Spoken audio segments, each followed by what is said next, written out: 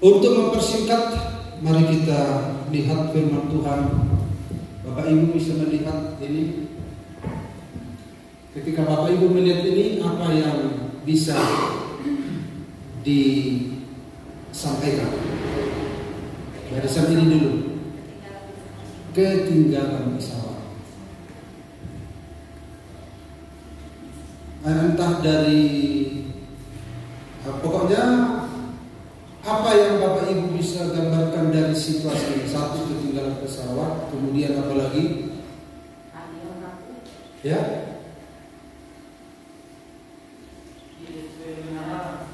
ya, tidak sesuai harapan.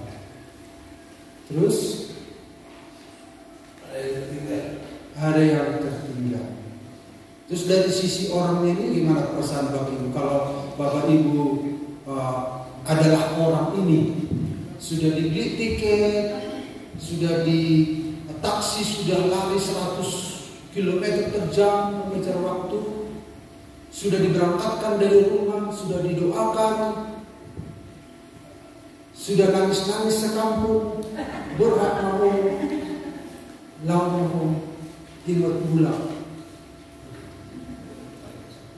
Hati yang rapuh, hati yang rapuh, merasa bersalah. Nah, ada lagi satu lagi, ya, menyesal. Kenapa menyesal?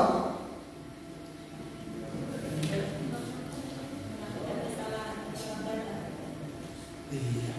Jadi berbaurlah di sini ya, lewat gambaran ini.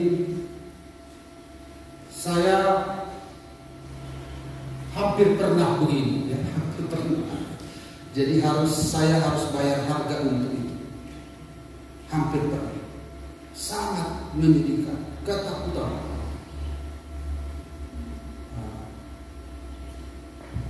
Nah, karena itu Bapak Ibu mari kita lihat Matius 21 ayat 28 sampai 31. Mari kita baca. Kaum muda baca ayat genap, orang dewasa baca ayat ganjil. Kaum muda terlebih dahulu. 2, 3. Oh, belum ada. 2, 3. Ya. Tetapi apakah pendapat tentang ini? Seorang mempunyai 2 anak laki-laki. Ia pergi kepada anak yang sulung dan berkata, "Anakku, pergi dan bekerjalah hari ini dalam kebun anggur." Jawab anak itu, "Baik Bapa," tetapi ia tidak pergi. Lalu orang itu pergi kepada anak yang kedua dan berkata demikian juga. Dan anak itu menjawab, "Aku tidak mau." Tetapi kemudian ia menyesal lalu pergi juga. Gak respon. Saya pikir respon ke sini. Saya rasa kok gak respon. Inilah ya. Oke, ayat 31. Ya. Siapa di antara kedua orang itu yang melakukan kehendak ayahnya? Jawab mereka, "Yang terakhir." Kata Yesus kepada mereka, "Aku berkata kepadamu, sesungguhnya pemungut cukai dan perempuan-perempuan sundal akan mendahului kamu masuk ke dalam kerajaan Allah." Haleluya. Haleluya. Nah, Bapak Ibu kita lihat di sini kata saya buat mendahului. Berarti ada orang-orang yang bergerak cepat, ya, bergerak cepat.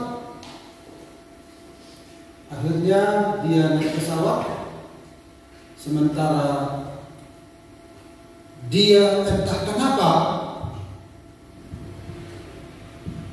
dia ketinggalan. Ya.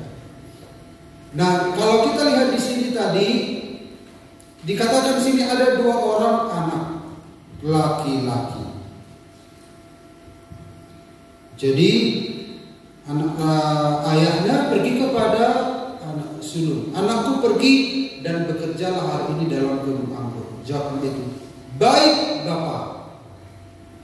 Tetapi ia tidak pergi. Lalu orang itu pergi kepada anak yang kedua dan berkata demikian juga. Dan anak itu menjawab, aku tidak mau. Tetapi kemudian ia menyesal lalu pergi.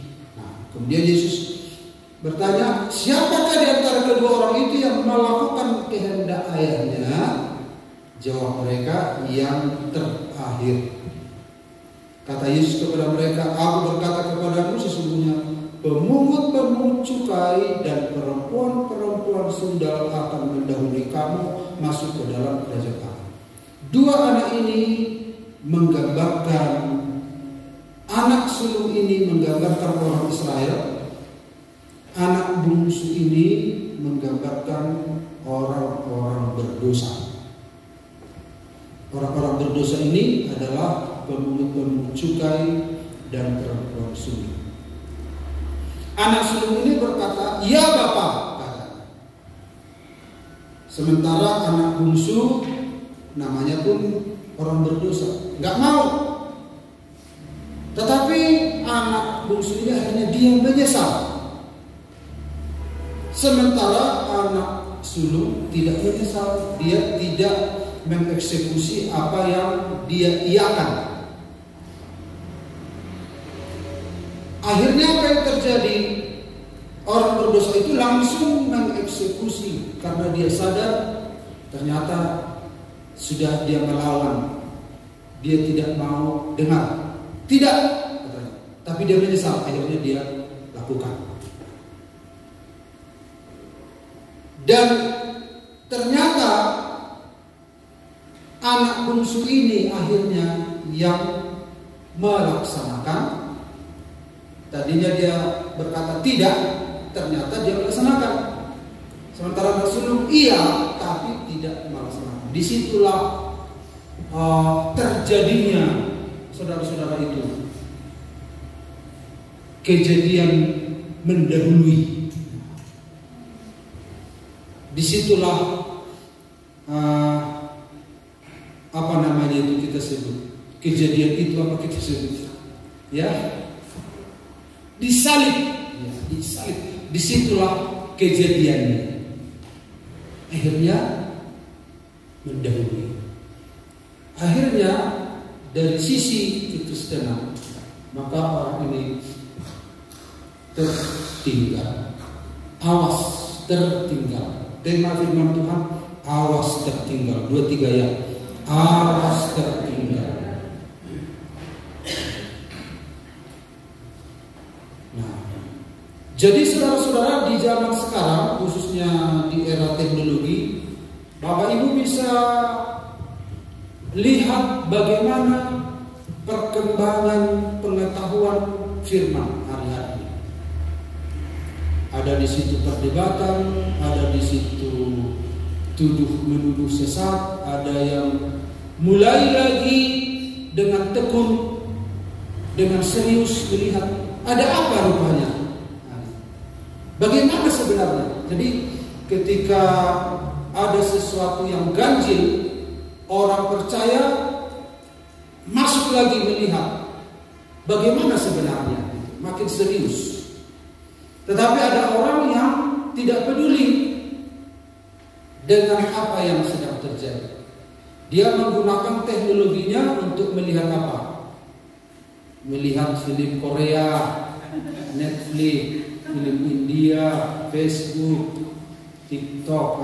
Syukur kalau TikTok yang rohani ya. Tidak salah kita memakai itu semua ya, tidak salah. Ya, tolong dikecilkan sedikit. Katanya menggema. Apa?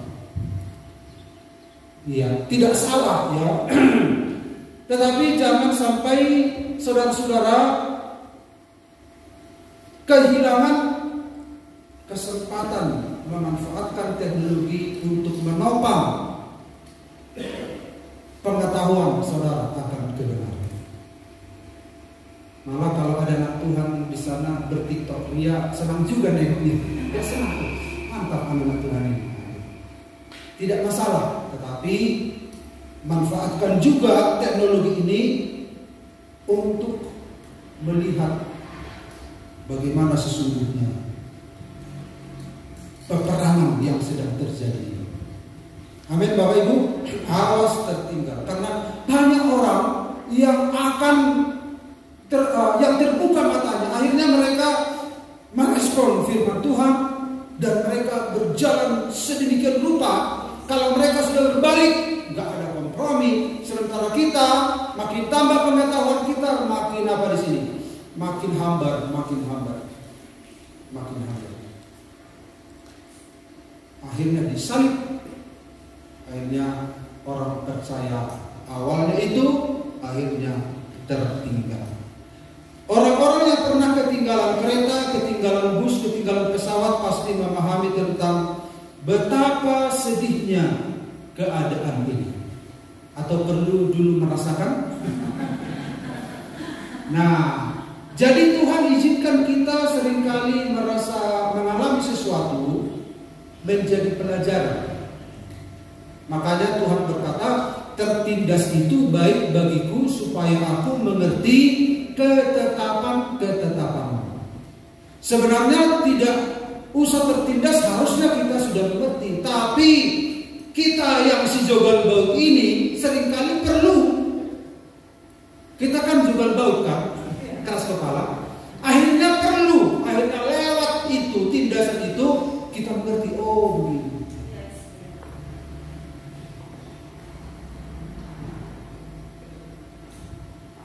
Ini masih tertinggal pesawat. Bagaimana kalau ditinggal oleh Tuhan? Nah, ada 3 hal yang dapat membuat Anda tertinggal. Yang pertama, langsung saja, Lukas 13 ayat 23 sampai 30. Dan ada seorang yang berkata kepadanya, Tuhan, sedikit sajakah orang yang diselamatkan? Nah ini Bapak Ibu, sebelum kita lihat ayat ini, Bapak Ibu bisa lihat gambar ini dari belakang?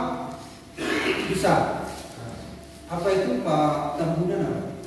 Kira-kira? Ya? Apa Pak? Berlomba masuk ke dalam ruangan. Berlomba masuk ke pintu. Ya, berarti udah tahu ya. Dan ada seorang yang berkata kepadanya, Tuhan, sedikit sajakah orang yang diselamatkan?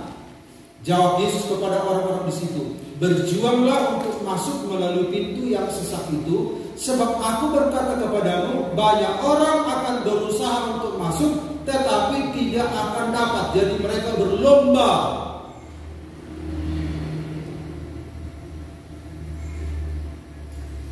Jika tuan rumah telah bangkit dan telah menutup pintu, kamu akan berdiri di luar dan mengetok-ngetok pintu sambil berkata, Tuhan, bukakanlah kami pintu. Dan ia akan menjawab dan berkata kepadamu, aku tidak tahu dari mana kamu datang. Maka kamu akan berkata, kami telah makan dan minum di hadapanmu, dan engkau telah mengajar di jalan-jalan kota kami. Tetapi ia akan berkata kepadamu, aku tidak tahu dari mana kamu datang. Enyahlah dari hadapanku, hai kamu sekalian yang melakukan kejahatan.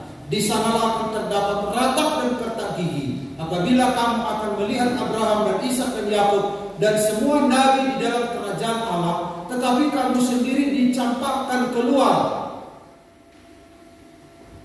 Dan orang akan datang dari timur dan barat dan dari utara dan selatan, dan mereka akan duduk makan di dalam kerajaan Allah. Dan sesungguhnya ada orang yang terakhir yang akan menjadi orang yang terdahulu, dan ada orang yang terdahulu yang akan menjadi orang yang terakhir. Nah, kita sudah lihat Bapak Ibu, di sini ada sebuah kejadian yang disampaikan oleh Yesus. Ada seorang yang berkata kepadanya, orang ini tidak dikasih tahu siapa, bukan murid, Tidak dikasih tahu entah dia murid, entah orang Yahudi, masyarakat atau musuhnya, karena banyak orang membenci Yesus. Tetapi yang bertanya ini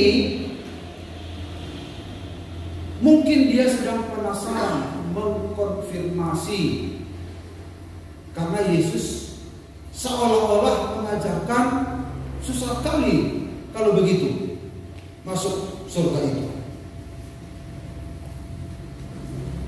Atau mungkin juga pertanyaan ini menjebak, ya, karena rabi-rabi orang Yahudi,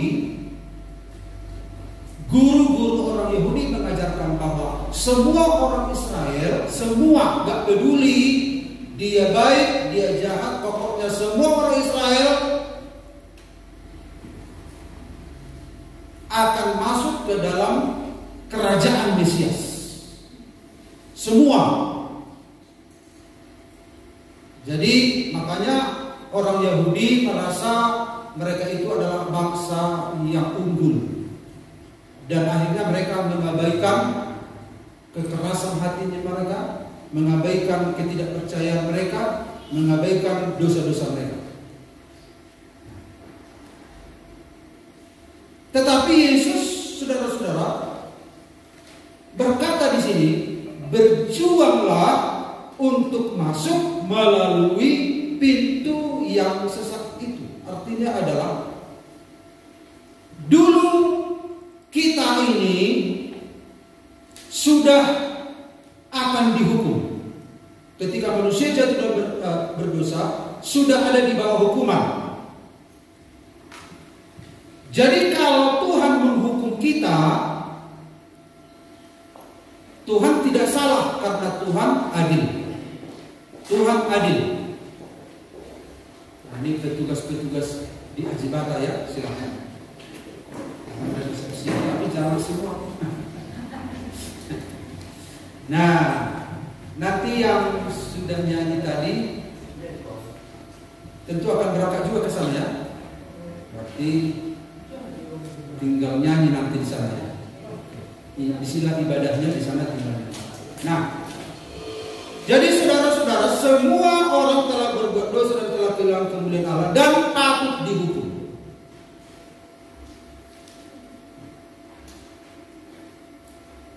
Karena Allah itu adil, maka dosa dihukum. Jadi saudara-saudara, kita itu, nah, ini saya berikan saja judulnya, tidak memanfaatkan peluang terhadap kesempatan yang diberikan. Jadi saudara-saudara, ketika Tuhan tidak menghukum, itu berarti Tuhan memberi kesempatan. Dia beri kesempatan. Pintu dibuka. Nah, pintu yang dibuka itu bukan karena manusianya yang memenuhi syarat untuk masuk surga, tidak. Tetapi dari pihak Tuhan yang memutuskan membuka pintu. Tetapi orang tidak bisa sembarang masuk walaupun dibuka pintu. Orang itu harus percaya kepada Yesus Kristus yang telah mati untuknya dan bangkit untuknya. Itulah pintu yang dibuka itu. Jadi pintu yang terbuka itu Allah yang melakukan, bukan karena manusia memenuhi syarat. Karena manusia itu sudah patut dihukum. Jadi dari pihak Tuhan ini yang membuka ini. Dari pihak Tuhan.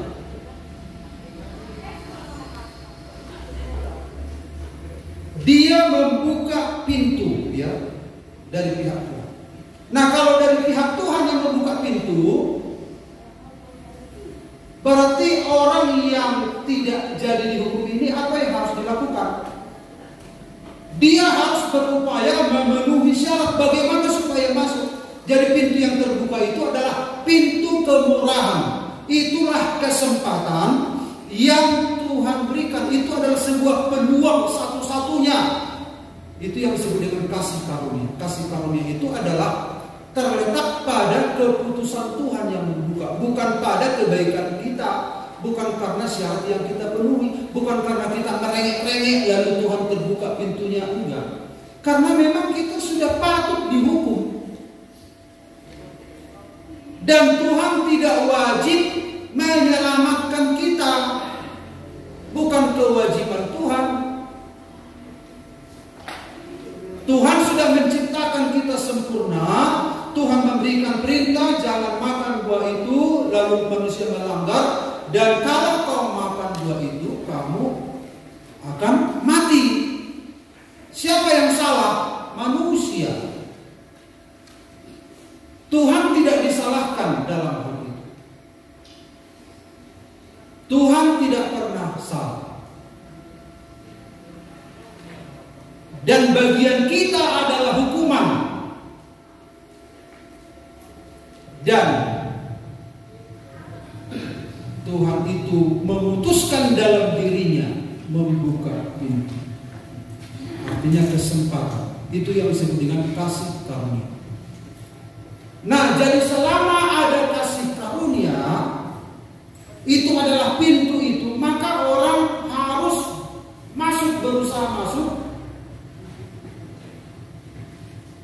harus memenuhi syarat itu lewat percaya kepada Yesus. Karena pintu itu punya syarat, dia punya metal detektor. Oke, dibuka pintu, tapi harus melalui ini metal detektor ini, apa namanya itu? Metal detektor. Kalau kita mau ke bandara, yang sering kali naik pesawat, apa? Kita melewati sebuah pintu dan mengejar nanti. Langsung ditolak. Bapak mundur dulu. Soalnya bunyi tet. Kita harus melengkapi apa? Kita nggak boleh bawa apa? Nggak boleh bawa benda tajam.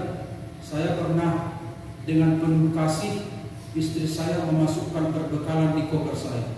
Dimasukkan gunting, dimasukkan apa? Ternyata itu menjebak. Bapak keluar kata, tet, diperiksa, ternyata ada gunting, ternyata nggak boleh dibawa. Hanya tinggal di situ. Kemudian bukan hanya benda tajam itu, bukan hanya besi. Saya diperiksa lagi tiket, diperiksa lagi wajah. Kalau bapak, tet, bapak keluar. Jadi walaupun pintu itu terbuka, kita harus memenuhi syarat untuk masuk. Makanya bagaimana mumpung masih pintu terbuka, kita harus memenuhi syarat. Apalagi syaratnya. Jadi kasih karunia itu adalah pintu yang terbuka. Jadi ketika ada kasih karunia, bukan berarti semua pelanggaran dosa kita langsung ditelan bulat-bulat masuk begitu. Enggak. Karena pintu itu adalah Yesus, kita harus hidup seperti Dia. Begini caranya supaya lolos pintu itu, kata Yesus. Kau harus hidup seperti aku, begini. Hanya Yesus masuk, ayo masuk. Kayaknya kau sudah masuk. Orang masuk kan? Karena kan seperti aku. Masuk lagi. Tak, mundur enggak? Bunyi. Kau belum memenuhi. Ayo penuhi lagi. Masuk lagi. Nah begitu akhirnya. Jadi walaupun pintu itu terbuka, tidak sembarang. Itu yang disebut dengan pintu yang sesat, pintu yang sempit. Jadi berjuanglah. Pintu sesat tetapi terbuka. Ada kesempatan. Pintu tertutup berarti tidak ada kesempatan lagi. ketika pintu terbuka, kita harus memanfaatkan peluang terhadap kesempatan yang diberikan. Inilah salah mengerti, banyak orang percaya akhirnya dia tidak hidup benar. Tidak mempersulit keselamatan, tidak, tetapi tidak memanfaatkan kesempatan yang diberikan. Dari pihak Tuhan yang membuka pintu, bukan dari kita manusia tadi. Artinya kuberi kesempatan, tetapi dengan cara putraku datang, mati. Pertama, dia harus mati memikul segala dosa dan pelanggaranmu. Yang kedua, kau harus hidup seperti putraku, supaya memenuhi syarat bisa melewati pintu itu. Jadi banyak orang berpikir saya sudah diselamatkan begitu. Di situ nanti banyak kejutan-kejutan di akhir zaman. Bukankah ayat ini tadi dikatakan, bukankah kami makan bersama-sama dengan engkau, katanya. Ini kan dikatakan oleh orang ini, kami telah makan dan minum di hadapanmu, dan engkau telah mengajar di jalan-jalan kota kami. Artinya orang ini mengklaim, aku pernah dengar firman-Mu, aku mengenal engkau, tetapi dia tidak hidup sesuai dengan apa yang Tuhan mau. Dia tidak hidup sesuai dengan patron yang diperagakan oleh Yesus di dunia ini.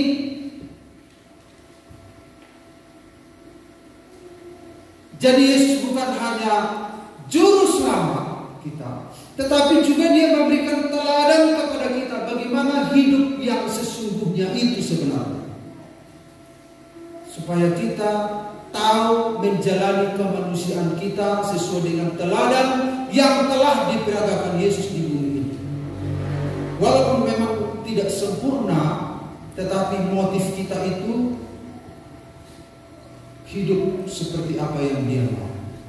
Dan akhirnya kita memenuhi syarat itu. Gak ada bunyi tet ditolak. Makanya dikatakan di sini, bunyi itu ibaratnya begini. Bunyi yang Bapak Ibu yang pernah mengalami melewati pintu mau masuk pesawat itu yang di detektor itu sangat menegangkan di sana.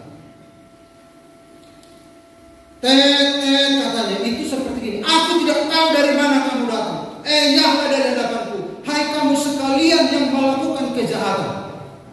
Itulah alarm itu. Aku, artinya alarm itu berbunyi begitu. Aku tidak tahu dari mana kamu datang. Nyahlah dari hadapanku, hai kamu sekalian yang melakukan kejahatan. Nah, makanya kita harus memanfaatkan peluang terhadap kesempatan yang diberikan. Jangan menghabiskan waktu kita untuk hal-hal yang tidak berguna. Ya. Ingat, waktu kita begitu singkat. Dulu anak-anak muda ini masih sekolah minggu, sekarang sudah dewasa. Tidak lama lagi mereka meninggalkan kita. Akhirnya artinya adalah waktu begitu cepat. Manfaatkan peluang yang Tuhan berikan, kesempatan. Pergunakanlah waktu yang ada. Amin. Amin Bapak Ibu. Lalu yang berikut adalah, saya tunjukkan dulu sebuah ilustrasi kepada kita. Ini adalah binatang, apa namanya ini? Tahu Bapak Ibu binatang apa ini? Apa Bu? Ya kayaknya sayup-sayup saya dengar dan sepertinya benar. Rakun, betul sekali. Ini binatang rakun. Ini Bapak Ibu lihat dari belakang. Lihat. Nah, tolong ukurnya ketanggungan. Biar tahu nama. Rakun. Ini adalah kebun. Apa ini? Stroberi. Dia keliling pagi, sore, bagaimana supaya bisa masuk ke dalam kebun ini? Karena ada pagar yang ketat. Aku sudah kelaparan ini. Tahu-tahu dia melihat ada satu lubang. Akhirnya dia masuk ke dalam lubang itu. Dia makan dengan kenyang hewan rakun ini. Dia makan sampai kenyang. Dia bisa berhari-hari. Akhirnya dia besar, kenyang, berat badannya naik, bengkak. Dan tiba-tiba ada suara pemilik kebun mau panen. Kedengaran mau panen. Ketakutan ini, rakun ini. Udah datang. Akhirnya dia cari lagi lubang itu. Gak bisa muat lagi karena dia sudah besar. Gimana nih? Ketakutannya. Padahal dia hanya masih mendengar langkah kaki. Dia sudah ketakutan. Bagaimana? Cari sana, nggak ada cari. Hanya ini satu-satunya jalan masuk, tapi nggak bisa. Dulu waktu aku di luar kok bisa, sekarang nggak bisa lagi. Jantungan dia. Akhirnya dia berpikir, nggak tahu dia berpikir atau enggak, tapi namanya pengilustrasi ya. Akhirnya dia berpikir, gimana kalau pemilik kebun datang dan diketahui saya di dalam, saya pasti mati. Akhirnya dia berpuasa supaya aku bisa keluar dari sini. Dia berpuasa, menyangkal diri, mikul salib, mengekang diri. Waktu dilihat stroberi itu begitu ranumnya, taruhlah pisau di lehermu. Enggak, saya tidak lagi. Nyawa lebih berharga daripada bagusan ku cari di luar, daripada di sini aku mati. Akhirnya hari pertama dia makin menepis. Hari ketiga, ketika dia dengan langkah kaki yang sesungguhnya pemilik kebun, dia dengan mulus bisa keluar. Karena sudah muat. Begitu juga dengan pintu yang terbuka tadi. Di dunia ini kita sudah penuh dengan kedagingan, penuh dengan dosa, keangkuhan hidup, sampai kalau PPA apa itu melewati batas? Obesitas, dosa. Nah, ada obesitas dosa Bapak Ibu. Ketika dia harus pintu dia bisa. Aku tidak mengenal kamu, keluar kamu, membuat kejahatan. Jadi bagaimana? Lalu dia menyangkal diri. Seperti Yesus, karena pintu itu kan Yesus kan. Akulah pintu. Disempurnakan sekali. Akhirnya menyusulkan diri.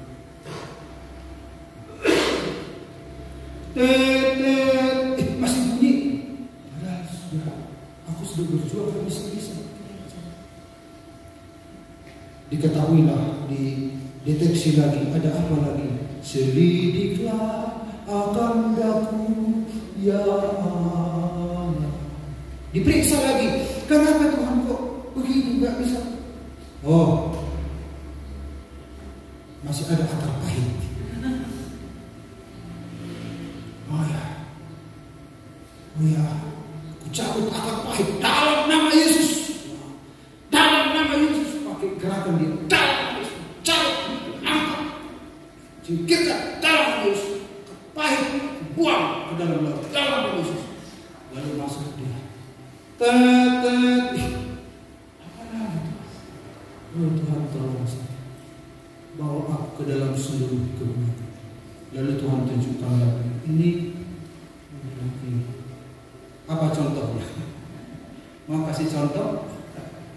Atau di sini semua sudah lolos dari hati-hati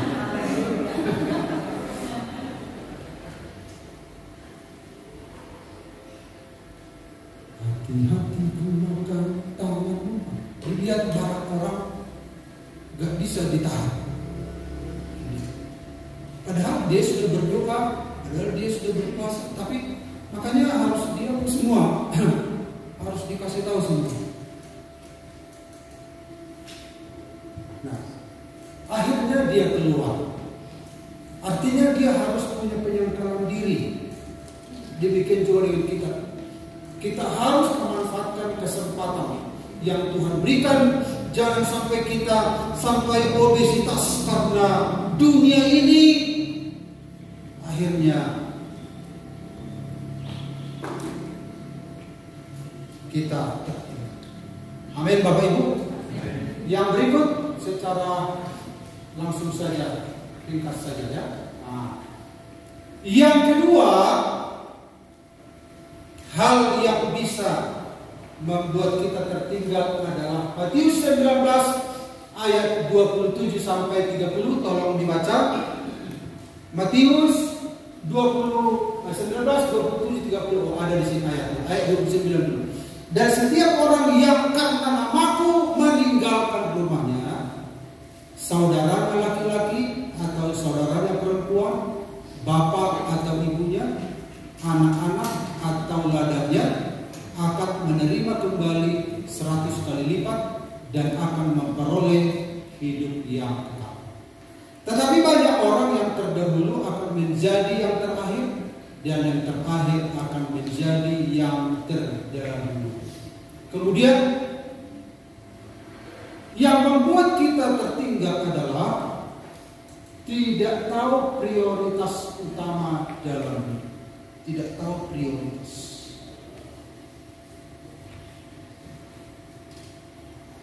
Nah, kalau orang tidak tahu prioritas utama,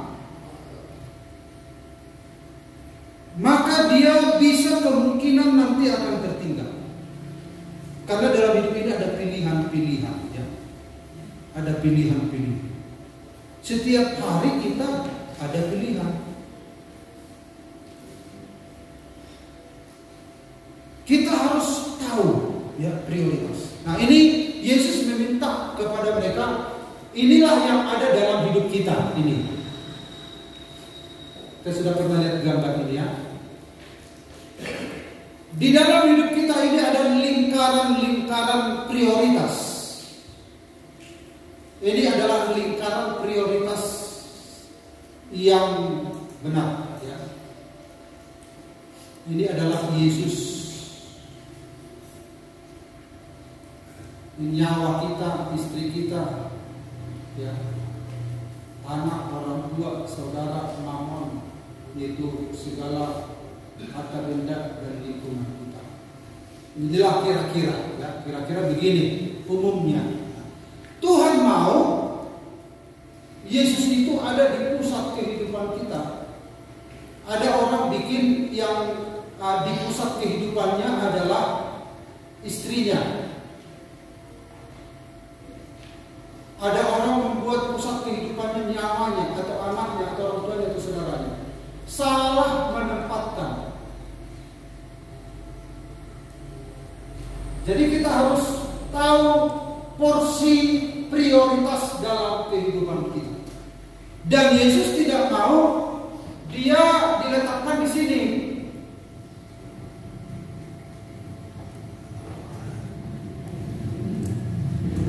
Nah, ini diperhadapkan kepada kita setiap hari. Kita mau melakukan kehendak Tuhan atau kehendak kita. Kita ditantang terus untuk mengambil keputusan. Akhirnya banyak orang yang kalau dia menerima Yesus di sini, akhirnya jadi kacau ya. Barang siapa tidak memikul salibnya dan mengikut aku, ia tidak dapat menjadi muridku. Di sini kita lihat tadi ya ayat ini, setiap orang karena namaku meninggalkan rumahnya. Karena penyebabnya adalah Yesus. Karena Yesus itu adalah hidup kita sendiri. Jadi saudara-saudara, Yesuslah yang menjadi pusat kehidupan kita. bukan pasangan, bukan saudara laki-laki, bukan saudara perempuan, bukan bapak atau ibu, anak, ladang.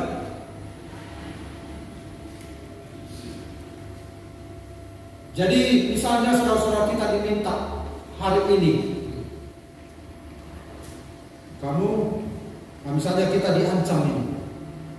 Kita kan di daerah-daerah minoritas kan orang Kristen terancam nyawanya. Kamu gimana? Tuhan, percaya terus sama Tuhan atau kubunuh istrimu ini? Kalau kau percaya, kubunuh istrimu ini. Kalau kau tidak percaya, tidak jadi kubunuh. Nah, itu pilihan-pilihan. Dan mungkin saudara bertanya, oh coba dulu pendeta digitukan. Itu bisa terjadi. Jangankan ada aniaya, dalam kehidupan sehari-hari pilihan itu terjadi. Pilihan itu terjadi. Yesus tidak mau nomor 2, tidak. Karena engkau itu gak ada gunanya sebenarnya, kata Tuhan. Kau sudah mati dihukum, kau sudah ditakdirkan masuk neraka, tapi karena oleh anugerahku kau kuselamatkan. Berarti ketika kau kuselamatkan, sekarang ini kau bukan milikmu. Artinya engkau tidak bisa memutuskan sesuatu dengan sesuatu harus berdasarkan aku, begitu. Karena aku yang menebus kau. Karena kalau kau tidak kutebus, aku nggak salah. Tapi aku pilih, aku memutuskan menebus kau. Berarti kau tidak punya keputusan sebenarnya. Keputusanku padamu. Begitu. Makanya Yesus tidak mau orang Kristen itu mengambil keputusan dan menyingkirkan pemilik hidupnya. Makanya saudara-saudara, kalau kita seringkali orang yang ada KTR, ya, siapa yang mau terima Yesus sebagai Tuhan dan Juru Selamat, maju ke depan. Kenapa selalu disebut menerima Yesus sebagai Tuhan dan Juru Selamat? Juru Selamat dan Tuhan. Juru Selamat yaitu Yesus menyelamatkan. Tuhan artinya apa? Penguasa. Artinya bukan hanya Yesus menyelamatkan kita, tetapi Yesus penguasa hidup kita. Karena dulu dunia ini menguasai hidup kita. Sekarang setelah kita diselamatkan, Yesus penguasa hidup kita. Yesus merajai, mengambil keputusan untuk hidup kita. Makanya kalau saudara sebagai seorang anak Tuhan, apa kira-kira yang Tuhan mau dalam hidupmu? Akhirnya kehendak Tuhan. Kita minta apa yang Tuhan mau. Satu waktu Rasul Paulus sebelum dia rasul, dia pergi mau membunuh orang-orang Kristen. Dia namanya dulu Saulus. Dia pergi membunuh orang Kristen. Tapi di tengah jalan ada cahaya dari langit dan ada suara. Yesus berkata, Saulus, Saulus, mengapa engkau menganiaya aku? Siapa engkau? Akulah Yesus. Lalu Saulus sadar dia telah melawan Tuhan ketika dia mau membunuh orang percaya. Karena siapa yang melukai anak Tuhan itu melukai Tuhan. Dan Rasul Paulus akhirnya berkata apa? Apa yang engkau mau aku lakukan. Kalau sebelumnya dia aku mau membunuh ini, aku mau ini, aku mau ini. Tapi setelah dia berjumpa dengan Tuhan, apa yang engkau mau aku lakukan.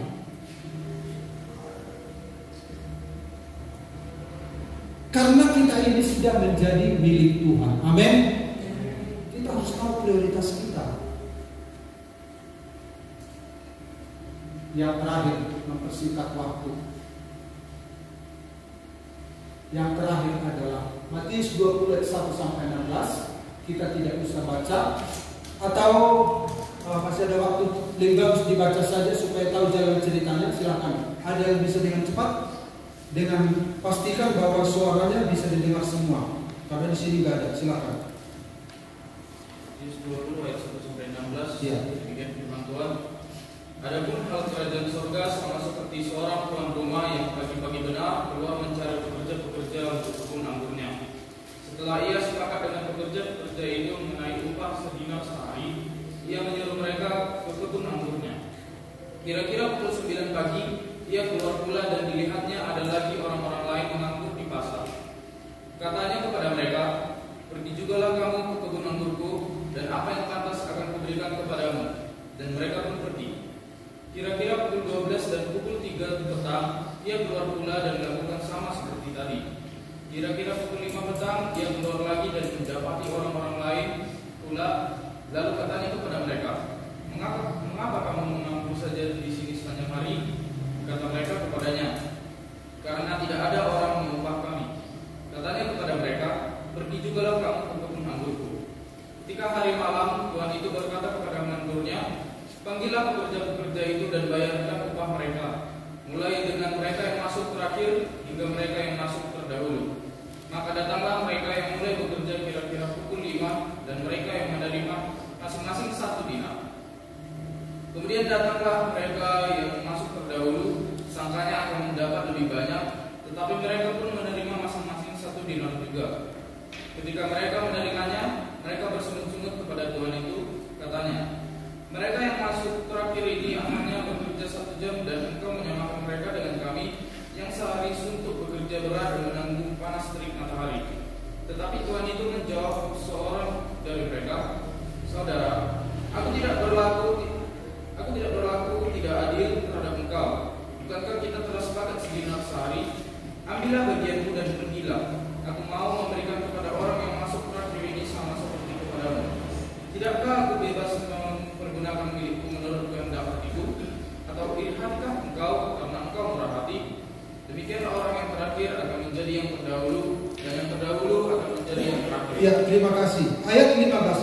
"Tidakkah aku bebas mempergunakan milikku menurut kehendak hatiku, atau iri hati karena aku murah hati?" Nah, jadi kita lihat di sini Bapak Ibu, salah mengartikan makna kasih karunia Tuhan. Di sini kita lihat ada seorang tuan punya kebun.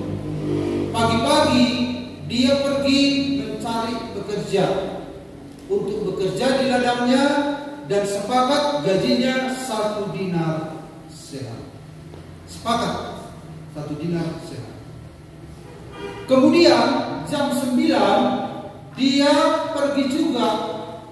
Maka ada orang duduk-duduk menganggur, lalu dia menawarkan pekerjaan. "Maukah kau bekerja di ladangku dengan upah 1 dinar sehari?" "Mau." Oke. Kemudian jam 12 juga dia pergi, ada juga orang yang menganggur duduk-duduk, dia menawarkan, "Maukah engkau bekerja di ladangku dengan di ladangku?" Begitu. Mau. Dan jam 3 sore juga dia pergi dan menawarkan pekerjaan kepada orang menganggur, "Maukah kau bekerja di ladangku?" Mau. Dan jam 5, apa yang terjadi tadi? Jam 5. Kira-kira pukul 5 petang, ia keluar lagi dan mendapati orang-orang lain pula. Lalu katanya kepada mereka, "Mengapa kamu menganggur saja di sini sepanjang hari?" Dan jam 5 ada orang menganggur. Mau kerja? Mau. Kemudian jam berikut ada lagi. Ketika hari malam, tuan itu berkata kepada menanggurnya, "Panggillah pekerja-pekerja." Nah, ketika dipanggil pekerja-pekerja ini, mereka diberikan 1 dinar semua. 1 dinar. Yang masuk jam 7 1 dinar, yang masuk jam 9 1 dinar, yang masuk jam 12 1 dinar, yang masuk jam 3 1 dinar, yang masuk jam 5 1 dinar. Maka keberatanlah yang masuk jam 7 pagi. Masa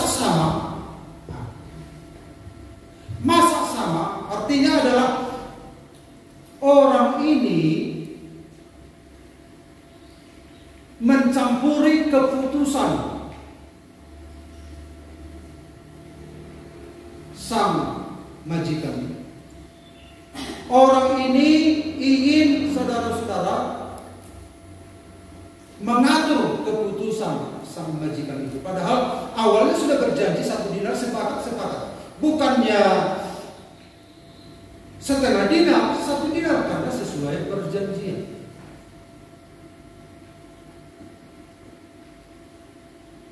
Dan orang ini keberatan. Harusnya begitu. Aku sudah masuk jam 7, harusnya begitu. Artinya dia menggugat keputusan majikan itu. Lalu dikatakan oleh ayat ini, ayat 13, saudara, aku tidak berlaku tidak adil terhadap engkau. Bukankah kita telah sepakat sindir sehari? Dia enggak adil. Ambillah bagianmu dan pergilah, aku memberikan kepada orang masuk lain ini sama seperti kepadamu. Tidakkah aku bebas? Artinya kebebasan itu memberi berapapun kepada yang terakhir bukan urusannya. Itu keputusan kehendaknya. Tapi orang ini keberatan. Padahal dengan orang yang jam 7 lah ada perjanjian terhadap berapa besar gaji. Sama orang yang ini gak ada perjanjian. Tapi tetap tuan ini memberikan 1 dinar. Tapi keberatan orang ini. Mungkin bagi kita pasti keberatan. Tetapi ketika kita keberatan, kita sedang menggugat keputusannya dia. Artinya dia salah, kita benar. Dia salah, kita benar. Padahal semua adalah karena kasih karunia. Yang jam 7 2 kasih karunia, yang jam 9 kasih karunia, yang 12 kasih karunia, jam 3 semua karena kasih karunia. Jadi kasih karunia itu letaknya dari Tuhan, bukan dari kita. Nah, yang jam 7 ini mencoba membuat kasih karunia itu berdasarkan apa yang dia buat. Kasih karunia itu semata-mata dari Tuhan keputusannya. Makanya kita seringkali salah mengerti kasih karunia Tuhan karena kita membuat keputusan itu sendiri. Nah, lain kali kita jadi kasih karunia Tuhan itu artinya adalah begini ya. Kasih karunia itu yang memberi tidak wajib. Tuhan tidak wajib. Yang menerima tidak berat. Bukan hak kita. Bagian kita itu dihukum. Oleh keputusan kerelaannya, dia melibatkan kita di dalam ladangnya. Bukan karena syarat yang kita penuhi. Oleh keputusannya dia menyelamatkan kita, bukan syarat yang kita penuhi. Jadi kasih karunia itu terletak pada keputusan dia, bukan keputusan kita. Nah, ketika dia buka keputusan itu, dia memutuskan menyelamatkan kita, maka kita harus memanfaatkannya. Salah mengerti banyak orang. Kenapa aku sudah begini, sementara orang itu masih begini? Berarti kasih karunia itu terletak pada kita. Biarkan Tuhan itu memutuskan. Nah, yang penting dia sudah memberi kesempatan kepada kita. Itu yang disalah mengerti banyak orang. Karena itu Bapak Ibu, karena waktunya sudah begitu singkat, kesimpulannya adalah akibat tertinggal apa? Ini adalah Yesus, dia adalah gembala kita yang agung. Kalau kita tertinggal di belakang, apa yang terjadi?